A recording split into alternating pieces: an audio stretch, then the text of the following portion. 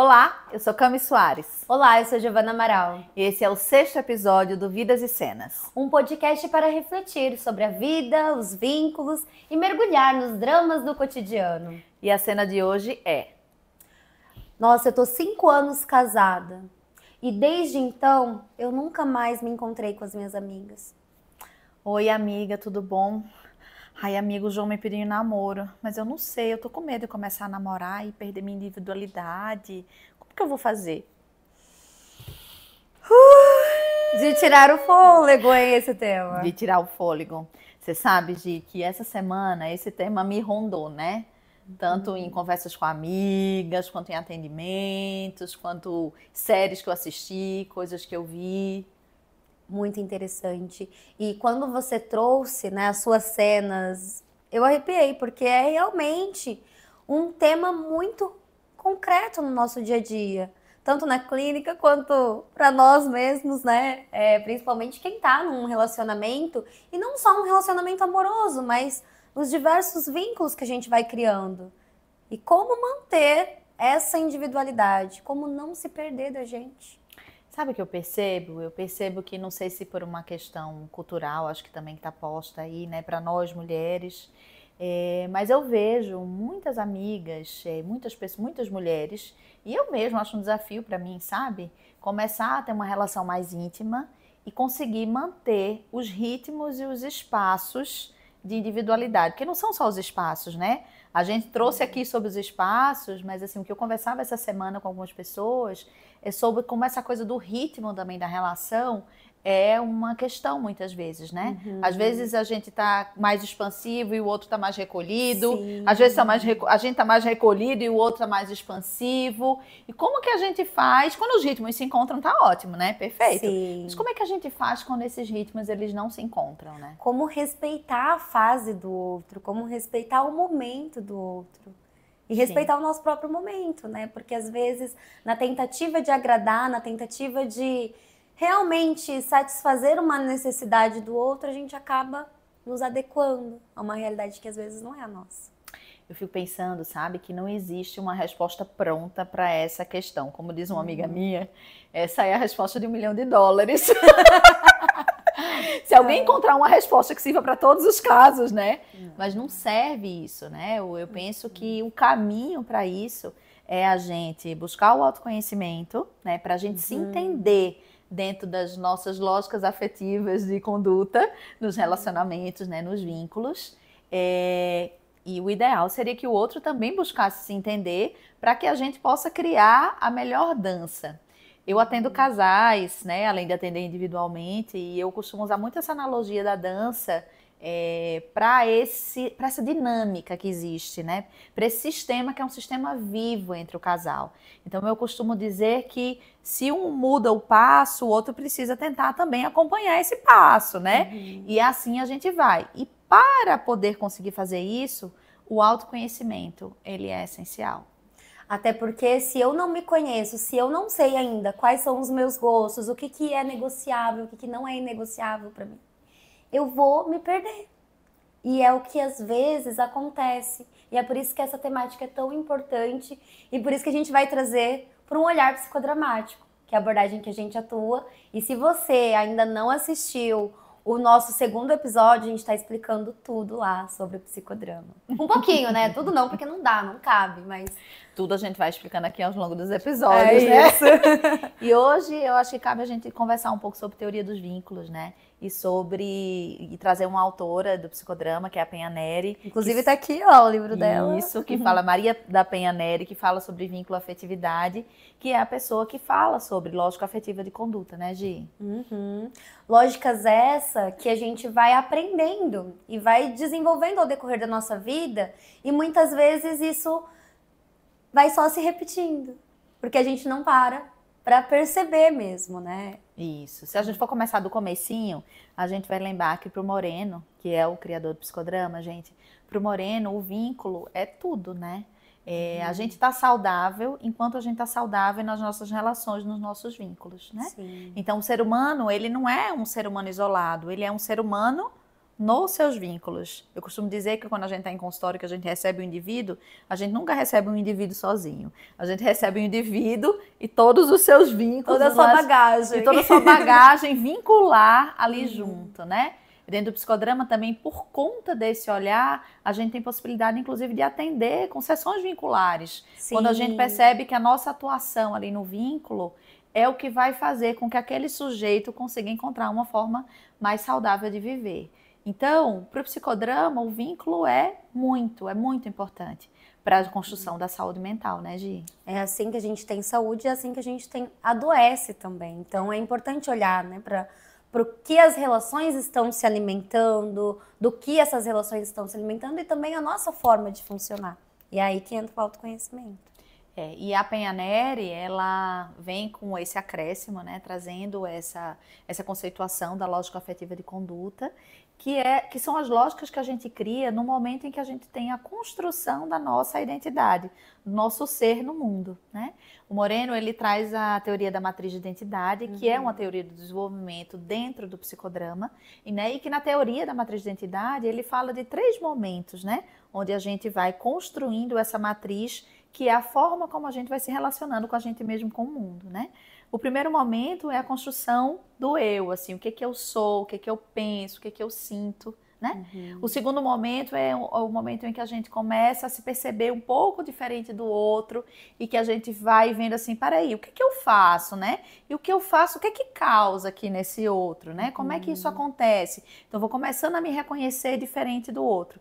E o terceiro momento é quando eu consigo me colocar no lugar do outro e consigo identificar como o outro se sente, como o outro pensa a partir da minha ação.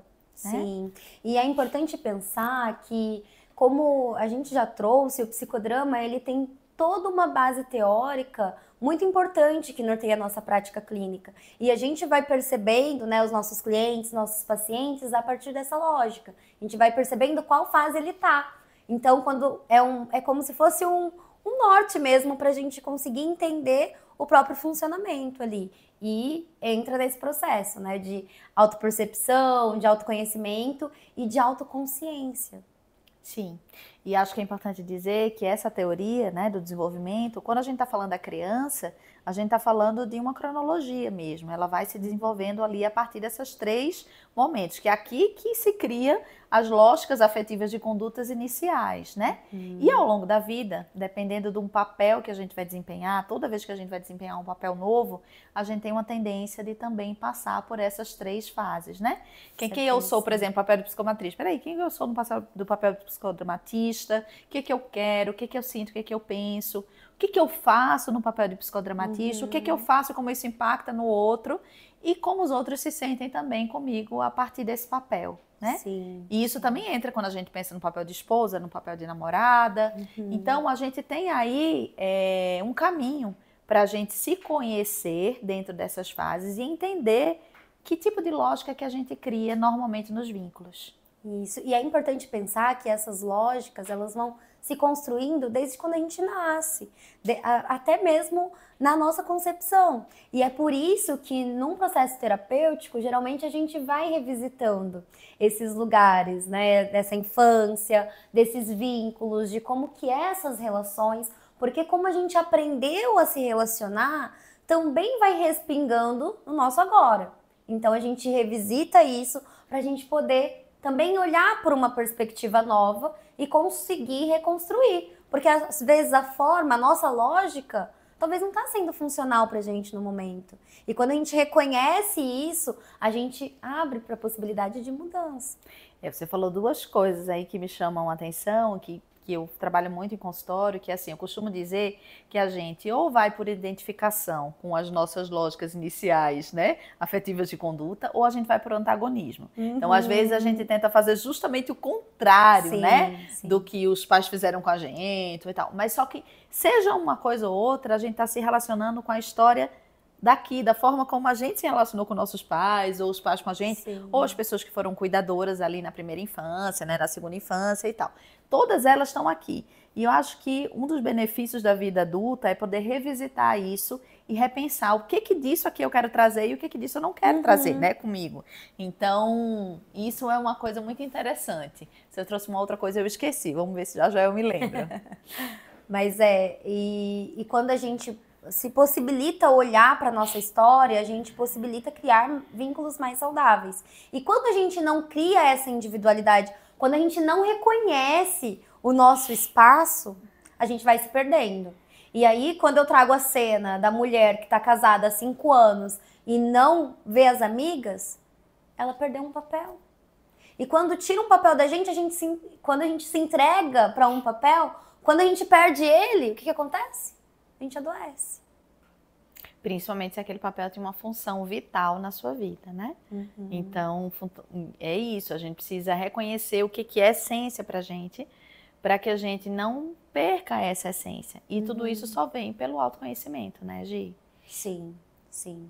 E pensando aí nos vínculos, como a gente vai estruturando esses vínculos, igual a sua cena. Eu não sei se eu vou namorar porque eu estou com receio de perder essa individualidade. Aí já é um passo a mais, né? Poxa, eu já sei que existe uma individualidade e que eu preciso dela para eu me manter aqui como mulher, como Giovana, enfim. Então é nesse movimento de já perceber que a gente também não precisa ter tanto medo, né? Quando a gente já reconhece, a gente já sabe disso e a gente tem uma base que é o diálogo, que é a conversa. E essa conversa começa com a gente mesmo, para depois a gente conseguir levar isso para o outro. Enquanto você estava falando, eu estou aqui pensando que tem uma camada a mais dentro dessa história toda, que tem relação com essa coisa cultural e histórica que eu trouxe, né, Gi? Eu vejo hoje muito, assim, nas mulheres no meu entorno e nas mulheres com quem eu trabalho, que pelo letramento da gente sobre o machismo estrutural, sobre como, né, a mulher ela foi vista e tratada e os lugares que ela foi colocada socialmente. E o nosso desejo de não estar mais nesses lugares onde a gente foi colocada, mas escolher os lugares onde a gente quer estar, isso, numa certa medida, eu vejo que vem trazendo alguns conflitos para algumas mulheres. Porque como é que eu vou me colocar num relacionamento, né, afetivo sexual, seja ele heterossexual, homoafetivo, né, da ordem que seja a escolha da pessoa, como que pode isso, como é que eu vou fazer isso, né, independente da orientação, como é que eu vou fazer isso sem perder esse lugar que eu conquistei de estar, né? E até porque a gente sabe que quando a gente fala em machismo estrutural, até dentro da gente mesmo esse machismo está, né? Então a gente também precisa ir se flagrando o tempo inteiro, ficando muito atenta, sabe? Eu costumo pensar assim, olha, a gente precisa estar sempre muito atenta para perceber o quanto que também a gente não está resistindo para entrar numa relação por conta de medo de perder essa independência, essa individualidade, esse lugar de ser mulher no mundo do jeito que se quer, mas também poder entrar ficando atenta a esses mecanismos que vão acontecendo por conta desse machismo estrutural e de repente a gente se vê numa posição de dependência, né? Ou numa posição de estar sendo colocada ou estar fazendo coisas que não faz mais sentido para mim estar, né? Sim, sim. Muito importante isso que você trouxe, porque quando a gente fala de machismo estrutural, é aquilo que já está enraizado na sociedade. Então a gente cresce na nossa cultura, né? A gente vê isso muito latente, que a mulher precisa estar em casa, ela precisa cuidar dos filhos, ela precisa abdicar da carreira. Sempre acaba sendo a mulher que acaba fazendo esse movimento para que as coisas aconteçam, né? Enfim, para que um relacionamento se mantenha. E é esse cuidado que a gente tem que ter. Porque até que ponto isso tá enraizado e faz com que a gente faz o que a gente faz, né? Isso é um assunto que dá outro episódio, já viu? dá pra anotar aí, ó. Mas acho que a gente tem caminhos, né, de poder ficar atenta a isso, pra gente não se perder dentro disso tudo, né, Gi? Que eu acho que o caminho é de você estar desenvolvendo cada vez mais essa consciência sobre como você se comporta, como você se relaciona e a manutenção do diálogo, como você falou, com o seu parceiro, né, com a sua parceira, para que você possa ir se flagrando também nessas dinâmicas e mantendo a capacidade espontânea, e eu acho que entra o psicodrama muito, mantendo a capacidade espontânea de mudar essa dança se aquele passo não cabe mais no ritmo que eu quero levar a minha vida, né? De repente, eu lembrei agora o que era que eu tinha pensado. Tem alguns mecanismos que a gente cria ao longo da vida, algumas lógicas que elas são funcionais até determinado ponto. E às vezes chega um ponto da nossa vida que elas não funcionam mais, que elas não fazem mais sentido, mas a gente fica repetindo aquilo sem se dar conta, né? E aí quando a gente fala que o psicodrama é uma abordagem que permite construção de novos caminhos para questões antigas, é sobre isso que a gente está falando, né? É sobre poder encontrar uma brecha dentro dessa repetição para a construção de caminhos diferentes. Porque, às vezes, essas lógicas que a gente criou, elas não têm mais sentido. Já não cabe, né? Já não cabe em determinado momento da vida que a gente está, né? Muito bom isso. E pensar nisso é pensar num desenvolvimento de uma relação saudável. Porque o que funcionou já não dá mais. E é difícil quando o outro não acompanha a nossa transição também. Tem uma coisa muito interessante que eu tenho gostado muito de pensar, sabe? Eu tenho uma ligação muito grande com o mar, né? E que eu penso assim, gente, se nós individualmente somos seres que temos momentos de mais expansão, momentos de mais retração, momentos em que a gente vai para a caverna, momentos em que a gente quer conversar e tal, como é que a gente quer que uma relação ela fique dentro de um mesmo padrão estável? Não vai ficar, né? A própria relação também vai ter um movimento, ela também vai ter um ir e vir, ela também vai ter momentos de expansão e momentos de recolhimento também, de mudança de padrão. E como que a gente faz para a gente fluir com esse movimento, né? Eu acho que passa também por esse treino, né, Gi, de ser mais espontânea, de seguir mais o fluxo da vida, entendendo que tem certas coisas que vão ser mais da ordem do cuidado e da atenção e da presença do que necessariamente do controle. E abrir mão do controle é um desafio. Sim. E numa relação é mais ainda, né? Ainda mais quando a gente vem de lógicas afetivas de conduta, onde existiam lógicas de dependência, ou lógicas de rejeição, de abandono. E aí a gente fica querendo na vida adulta que aquela relação ocupe um lugar e um espaço que não é para aquilo ali, né? Sim, sim. Inclusive, eu estava lendo esse capítulo que fala mesmo das lógicas afetivas de conduta, e uma história de uma paciente é exatamente essa, de que ela tomou um papel de adulta muito cedo e ela se calava das suas questões porque ela não queria incomodar. E ela foi crescendo com isso. Não, então eu tenho que aceitar para que eu não incomode e para que eu seja aceita. Então, quando a gente olha para a nossa história e a gente percebe como que a gente vem funcionando e como que a gente funciona nas relações, a gente vê o que tá certo e o que não tá pra gente. Não que existe certo e errado, tá, gente? Tem o que funciona pra mim, tem o que funciona pra você. E não que a consciência também vai fazer a mudança acontecer rapidamente. E aí eu penso que tem um outro sentido, né? Que é assim, o sentido da experimentação, né, Gi? O sentido da ação, né? O psicodrama como método de ação me traz muito a ideia de que na vida a gente precisa agir para poder experimentar e para poder ir construindo um outro tipo de lógica de relacionamento, né? Porque às vezes as pessoas elas têm uma ideia, até em psicoterapia isso às vezes acontece, né? A pessoa vem para psicoterapia e quando tem a tomada da consciência, pum, tô ótima, tô maravilhosa, já posso ter alta, tá tudo certo, né? É o que acontece. Muitas vezes acontece isso. E não é assim, gente. Por quê? Porque uma mudança de forma de se relacionar desse jeito, ela é algo... Imagina, eu costumo dizer assim, você levou, sei lá, 30 anos, 40 anos para construir esse jeito de se relacionar. Em 3 meses, em 6 meses, vai mudar. É a história de uma vida, não tem como, né? Não que você vai precisar passar 30 na terapia também. Porque na terapia a gente tem técnicas, né? E a gente tem teoria, a gente tem instrumentos que facilitam, vamos dizer, isso aí. Mas leva um tempo, né, Gi? Por quê? Leva um tempo porque é a partir da ação, é a partir da experiência que a gente vai poder ir construindo um jeito diferente de ser. Sim. Inclusive, quando a gente tem essa autoconsciência, quando a gente percebe o que precisa ser mudado, a gente tem que escolher o que a gente vai mudar primeiro. Porque não dá pra gente parar a história de uma vida e falar, não, agora eu sou outra pessoa, eu sou outra Giovana, você desse jeito aqui. Não dá. A gente vai dando passinhos de tartaruga pra mudança, né, acontecer. Isso, e é importante nesses passinhos também, já que a gente tá falando de relação, né, você sinalizando pro outro que você tá, né, querendo fazer essa mudança e que você vai dar alguns passinhos. Porque imagina, o outro tá contigo, sei lá, há 10 anos, vivendo dentro desse ritmo, dançando um rock. De repente, você resolve que quer dançar uma música lenta. Quer dizer, você tá na O que tá acontecendo? Quem é você? Então, também é importante, né, que quando a gente se dê conta de que a gente quer mudar, a gente também, se tem um parceiro, a gente vai sinalizando para ele, olha, isso aqui não me cabe mais, não me serve mais, não sei bem como é que vai ser, mas quero fazer uma mudança. E aí eu quero que você esteja atenta que eu vou mudar o ritmo, eu vou mudar o passo. Né?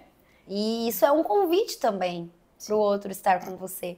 Porque quando a gente chega já jogando um balde de água fria, ó, agora vai ser desse jeito. Que eu vejo, às vezes, num processo terapêutico, quando tem essa tomada de consciência, não, agora eu vou experimentar isso. E já chega, não, botando pra quebrar. Não, eu posso fazer desse jeito, mas tem outras formas, né, saudáveis, a gente ir sinalizando, conversando e também ir convidando o outro pra dançar com a gente. Sim, até porque existe uma lógica social de, assim, romper com o antigo para poder ir para o novo. E não é isso, né? O processo da construção espontânea, ele leva em consideração aquilo que está conservado. Ou seja, ele leva em consideração aquilo que foi construído. Então, como que eu posso aproveitar tudo de melhor do que foi construído até aqui, para, inclusive, isso fazer parte desse novo caminho que eu vou fazer, né? Senão a gente fica sempre destruindo para poder construir algo novo, destruindo para construir algo novo. Não precisa ser assim. Não precisa ser assim. A gente pode pegar, né, um pouquinho de lá, vamos ver o que a gente pode construir. Muito bem. E se a gente fosse pensar assim, Camila, porque o que eu vejo assim do público é, tá, vocês estão falando isso aí, muito legal, é importante tudo isso, mas o que a gente pode fazer para realmente cultivar essa individualidade? O que você acha? Eu acho que o primeiro ponto é entender que a nutrição afetiva, ela vem de diversos papéis que a gente desempenha na vida. Ela não vem de um papel só. Então, se eu coloco toda a expectativa da minha nutrição afetiva somente no meu papel amoroso, né, como eu chamo afetivo sexual, vai ficar sobrecarregado esse vínculo. E ou se esse outro complementa e considera que vai conseguir me dar tudo isso, vai ficar um vínculo de dependência emocional. E aí que se criam as dependências emocionais. Então, eu penso que o primeiro passo é entender e cultivar a nutrição afetiva a partir de vários papéis e de vários repertórios. É fácil? Não. Mas eu acho que a primeira coisa é a tomada de consciência disso, de novo, para poder você experimentar e colocar isso em prática. Né? Porque se a gente faz isso, automaticamente a gente vai conseguir manter os nossos pilares, né? Firmando isso em vários pilares e não só no único, que é da relação afetivo-sexual. Então a gente pode dividir a energia, né, para vários papéis, para que a gente possa se reconhecer em outros papéis também. E você, o que você pensa mais sobre isso? Eu penso que, eu tô pensando aqui longe, né, no átomo social que a gente faz, né, quando a gente consegue perceber as nossas relações, e eu vou muito para esses papéis mesmo que eu vou desenvolvendo. Então, eu desempenho vários papéis e eu gosto de avaliar, trabalhar na autoavaliação. O quanto que eu tô me entregando para isso? O quanto que eu gostaria. E, gente, quando a gente coloca no papel, até teve outro episódio que você falou algo assim, que você fez, escreveu e tudo mais para conseguir visualizar. E isso é extremamente importante, porque quando eu visualizo o meu papel de amiga ali, que tá com a nota 2, e caramba, porque é tão gostoso tá ali com a minha amiga, compartilhar alguma coisa, enfim. Então eu penso que quando a gente visualiza esses papéis e a gente consegue trazer uma avaliação de como que tá essa entrega, a gente consegue ver o quanto que a gente tem se deixado, tem se esquecido. E claro que, gente, às vezes tem papéis que não vão fazer sentido, como a gente trouxe aqui. Mas quando a gente visualiza o que faz sentido, o que gera um aconchego, e a gente percebe que foi perdido, a gente tem possibilidade de resgatar, de construir com o nosso momento atual. Eu acho que é importante dizer que o átomo social é um instrumento que a gente tem no psicodrama, é como se fosse um mapeamento dos nossos vínculos. E aí a gente pode pensar no átomo social a partir do seu campo de trabalho, do seu campo pessoal, e a gente pode fazer esse mapeamento, né, de como estão os nossos vínculos ali naquele momento. Para isso, né, Gi, é muito importante que quando a gente entra num relacionamento, a gente mantenha espaços de autoavaliação, vamos dizer assim, né? Que seriam espaços de conexão consigo mesmo, momentos em que você realmente vai parar, seja pela escrita terapêutica, como a gente já falou aqui em outro momento, seja pelo átomo, seja num processo psicoterapêutico, a gente vai parar para pensar como é que tá a nossa vida, né? E principalmente quando vem esse incômodo e quando vem essa sensação de que o outro não tá dando tudo o que eu gostaria que ele desse, eu diria que isso aí é um sinal de alerta. É assim, tipo, ó, sinal vermelho, peraí, deixa eu olhar aqui se o outro não tá dando mesmo, ou se sou eu que não tô me nutrindo dos meus outros papéis, dos meus outros repertórios, para que eu consiga levar essa relação de forma um pouco mais leve.